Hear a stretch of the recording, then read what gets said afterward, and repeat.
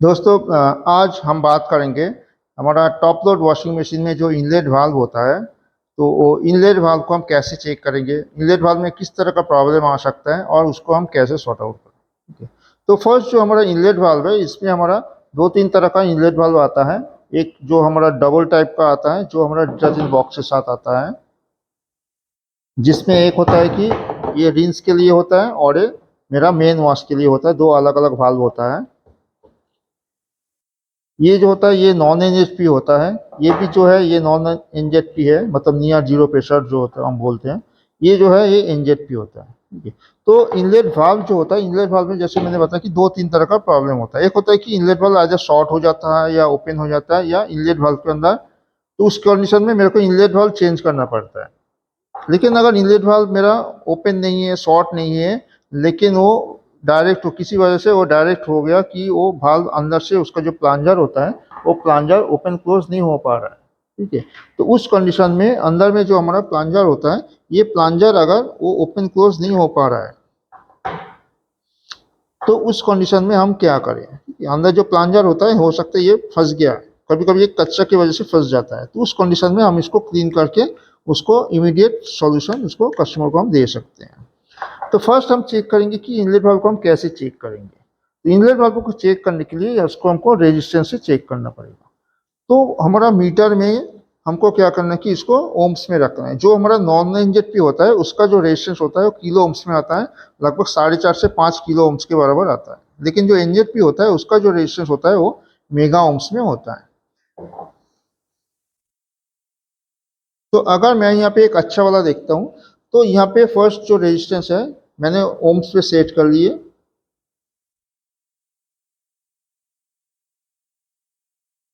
5 kilo ohms दिखा रहा है। दोनों जो है दोनों 5 किलो ओम्स है। अगर ये ओम्स नहीं दिखाता यहाँ पे, दैट मीन्स ये वाल्व ओपन है।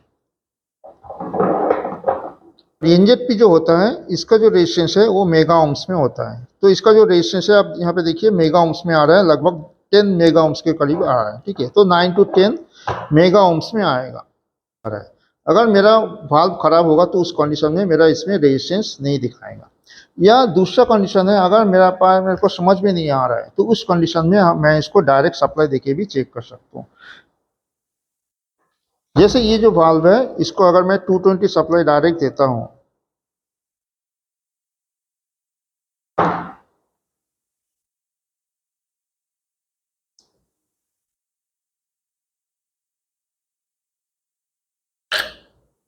जैसे आवाज हुआ मतलब मेरा वाल्व ठीक है, और हल्का ये वाइब्रेट भी करेगा। तो ये नॉन इंजेक्टिव वाल्व है, इसलिए इसमें नॉइस कम होगा। जो सॉरी ये इंजेक्टिव है इसलिए इसमें नॉइस थोड़ा कम होगा, वाइब्रेशन कम होगा। जो नॉन इंजेक्टिव है उसमें थोड़ा सा हल्का सा साउंड आ सकता है।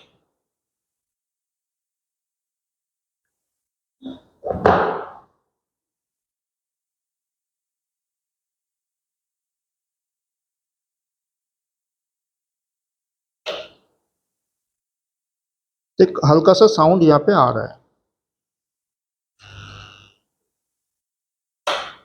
तो इससे भी हमको पता चल जाएगा कि मेरा वाल्व सही है या खराब है। अगर मेरा वाल्व रेजिस्टेंस, मेरा वाल्व में रेजिस्टेंस दिखा रहा है और वो चल रहा है, लेकिन उसमें क्या हो रहा है कि वो पानी का फ्लो कम हो गया, पानी का फ्लो घट गया, तो इसका मतलब मेरे को अगर क्लीन करना है तो मेरे को खोल के देखना है कि इसके अंदर डस्ट कुछ कचरा आ गया कि नहीं। तो ऐसा अगर कचरा आ जाएगा तो क्या होगा, और इसके अंदर होल जो होता है ये ब्लॉक हो जाएगा, तो क्या होगा उस केस में, और ये भी बंद हो जाएगा तो भी इसके वजह से मेरा प्रॉब्लम आ सकता है। तो अब इसको कैसे खोलना है, कैसे क्लीन करना है, वो मैं एक करके आपको दिखाता हूँ। लेकिन फर्स्ट जो चीज़ है कि जो हमारा सिंगल वाल्व आता है, इसको खोलने के लिए हमको स्क्रू ड्राइवर का यूजेस कर सकते हैं। स्क्रू ड्राइवर से ये खुल जाएगा। लेकिन जो हमारा ये डबल वाल्व आता है, इसको खोलने के लिए मेरे को स्पेशल टूल्स चाहिए। ठीक है। तो इसके लिए मेरे को ये एलन की चाहिए। ये जो एलन की है इसके बीच में एक होल होगा, जनरल जो हम माइक्रोवेव में यूज करते हैं। तो इस एलन की के थ्रू इसको खोलना पड़ेगा।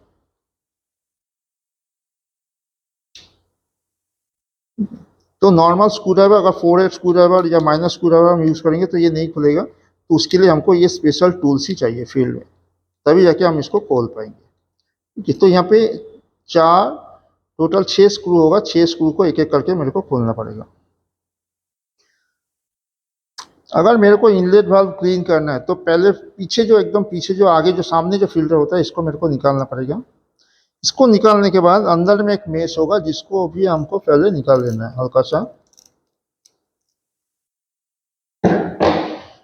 तो ये भी आपका कचरा से डस्ट से ब्लॉक हो जाता है, इसको भी खोलना पड़ेगा।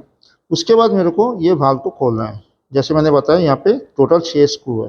ये स्क्रू खोलने के बाद ये मेरा ऐसे बाहर आ जाएगा। इसको थोड़ा सावधानी से खोलना है क्योंकि यहाँ पे जो प्लंजर होता है और यहाँ पे स्क्रू भी रहेगा, प्लंजर रहेगा और स्प्रिंग भी रहेगा। तो स्प्रिंग अगर कहीं मिस हो जाए तो आपका काम नहीं करेगा। ठीक है, तो आपको ध्यान से इसको खोलना है। तो यहाँ पे बहुत सारा कचरा आ गया है, यहाँ पे भी बहुत सारा कचरा आ गया और यहाँ पे एक प्लंजर है। ठीक है, तो इसके ऊपर क्या होता है, इसके ऊपर जो कचरा आ गया इसके चलते क्या होता है, ये इजीली मूव नहीं कर पाता है। तो उसके चलते क्या होता है, कभी अगर ये ओपन नहीं होगा तो पानी नहीं जाएगा, अगर क्लोज होने के बाद ये दोबारा मूव नहीं कर रहा तो कंटिन्यू पानी आता रहेगा। तो उसके लिए इसको खोल के आपको प्रॉपरली साफ करना है।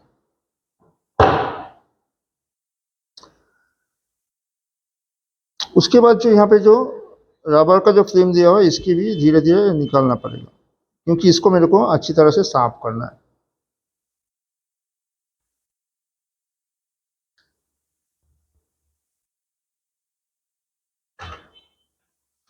तो इसके अंदर भी कभी कभी कचरा आ जाता है। तो पानी क्या होता है, पानी इधर से इनलेट हो जाता है और इधर से फर्स्ट इन होता है और प्लंजर इसको दबा के रखते हैं। ठीक है, और यहाँ से फिर आपका पानी जैसे ये ओपन हो जाता है तो यहाँ से फिर पानी इस तरफ जाता है। अभी इसमें देख सकते हैं इसका होल जो है ये मेरा वॉश के लिए है और रिंस के लिए। जो रिंस के लिए है इसमें होल जो है बहुत ही छोटा होता है। ठीक है, इसमें आपको वो छोटा सा होल दिख रहा है, तो जैसे लग रहा है कि अंदर में होल नहीं है, यहाँ पे साफ दिख रहा है पीछे, लेकिन यहाँ पे दिख नहीं रहा है। ठीक है, तो यहाँ पे कचरा भी ज़्यादा हो गया, इसको हमको क्लीन करना है।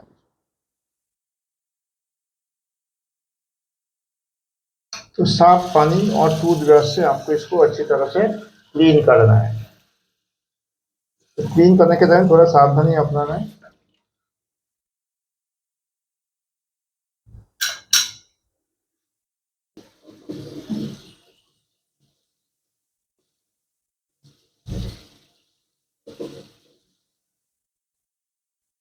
तो रनिंग वाटर के नीचे रख के इसको आपको अच्छी तरह से पूरा क्लीन कर लेना है। इसमें से आप जो हमारा जो विनीगर आता है विनीगर दे सकते हैं, या सामने अगर हार्पिक हो तो हार्पिक दे के भी कर सकते हो। तो विनीगर देना बेहतर है, वो हानिकारक नहीं होता है। ज़्यादा कचरा होगा तो आप थोड़ा देर आप विनीगर के अंदर इसको भिगो के रखें और उसके बाद क्लीन करें।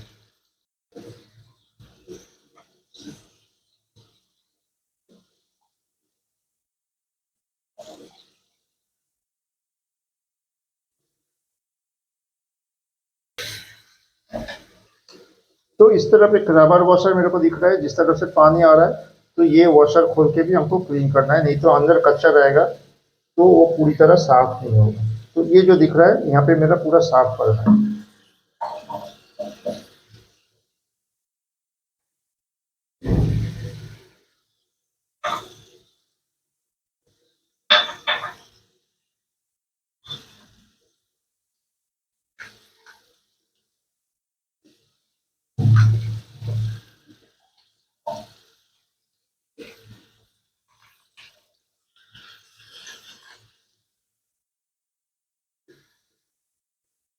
तो अभी ये जो है सारा मेरा साफ हो गया,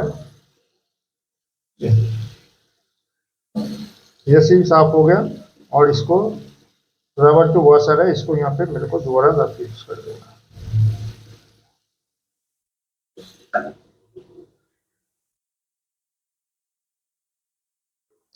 साफ कपड़े से इसको आप पोंछ दो।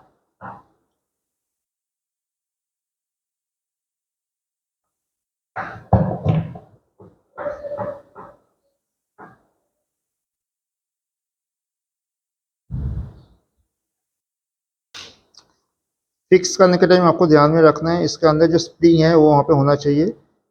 तो कैसे पता चलेगा, इसको हम जैसे दबा रहे तो ये बाहर आ जा रहा है।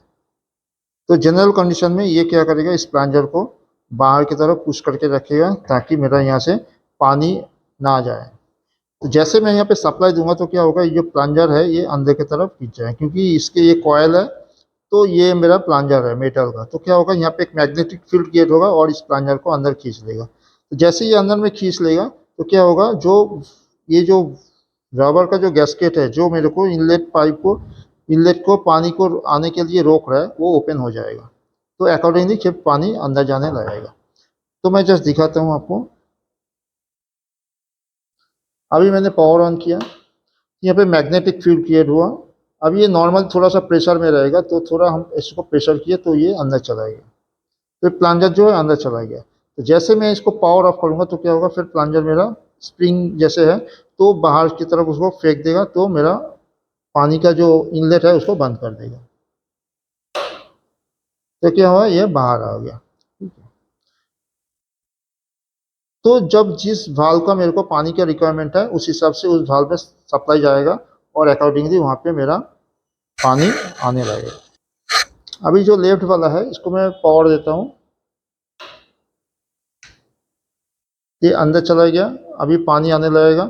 जैसे मेरा पावर कट हो जाएगा, इसी पावर ऑफ कर देगा तो क्या होगा, प्लंजर बाहर की तरफ आ जाएगा और उसको धकल के रखेगा ताकि इस रबर का जो गैस्केट है ताकि पानी अंदर ना आ जा सके। इस हिसाब से काम करते हैं।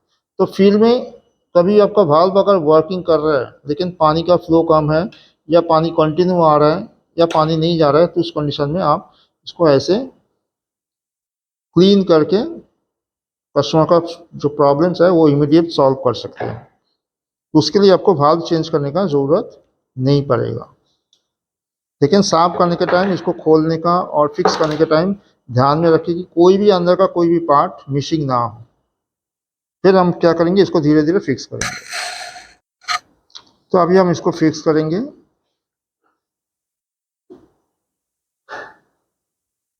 तो ध्यान में रखना है कौन सा, ये साइड आपका अंदर की तरफ जाएगा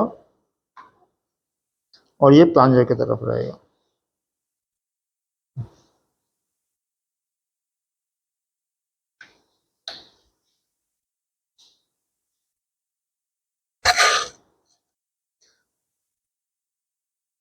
अभी एक एक करके चारों जो स्क्रूज हैं, 6 जो स्क्रू है इसको हमको टाइट करना है। अगर सिंगल वाल्व होगा तो वहाँ पे मेरे को 4 स्क्रू मिलेगा। जैसे मैंने बताया इसके लिए हमको स्पेशल टूल्स चाहिए। तो जनरल जो हमारा स्क्रू ड्राइवर होता है 4 या माइनस, उससे ये काम नहीं करेगा। इस हिसाब से हमको 6 को टाइट कर दें। तो इस हिसाब से आप सारे नाट को बराबर टाइट कर दो और उसके बाद दोबारा इसको आप चला के एक बार देख लो ये बराबर काम कर रहा है कि नहीं कर रहा।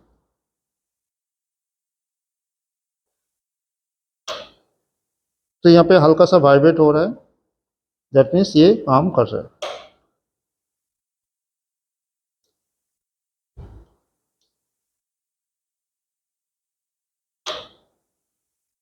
तो दोनों वाइब्रेट कर रहे हैं, इसका मतलब दोनों।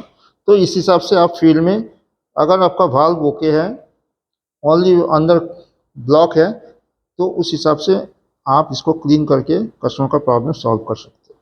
Okay, thank you.